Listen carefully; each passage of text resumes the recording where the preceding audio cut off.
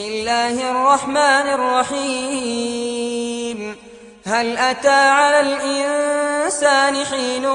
من الدهر لم يكن شيئا مذكورا إنا خلقنا الإنسان من نطفة أمشاج نبتليه فجعلناه سميعا بصيرا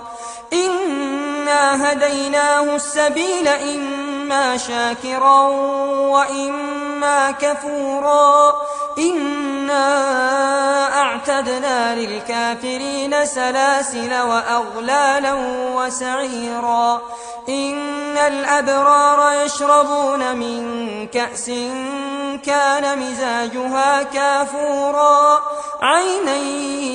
يشرب بها عباد الله يفجرونها تفجيرا يوفون بالنذر ويخافون يوما كان شره مستطيرا ويطعمون الطعام على حبه مسكينا ويتيما وأسيرا إنما نطعمكم لوجه الله لا نريد منكم جزاء ولا شكورا إنا نخاف من ربنا يوما عبوسا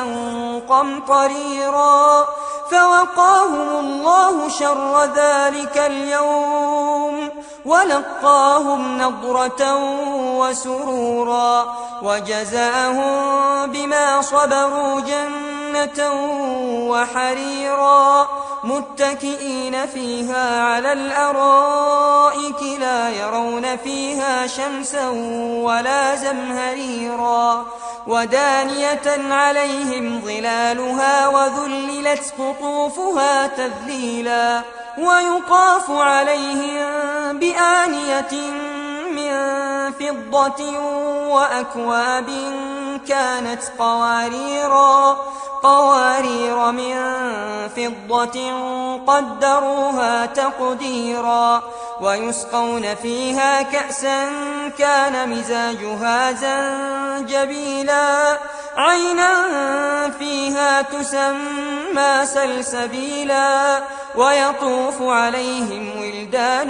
مخلدون إذا رأيتهم حسبتهم لؤلؤا منثورا وإذا رأيت ثم رأيت نعيما وملكا كبيرا عاليهم ثياب سندس خضر واستبرق وحلوا أساور من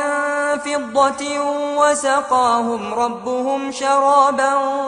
طهورا إن هذا كان لكم جزاء وكان سعيكم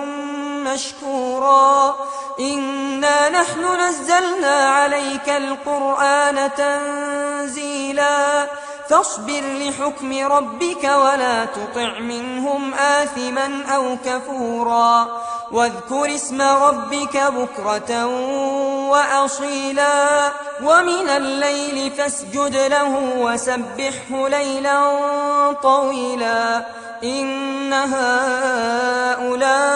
يحبون العاجلة ويذرون وراءهم يوما ثقيلا نحن خلقناهم وشددنا أسرهم وإذا شئنا بدلنا أمثالهم تبديلا إن هذه تذكرة فمن شاء اتخذ إلى ربه سبيلا وما تشاءون إلا أن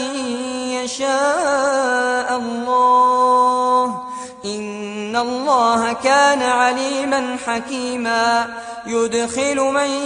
يشاء في رحمته والظالمين أعد لهم عذابا أليما.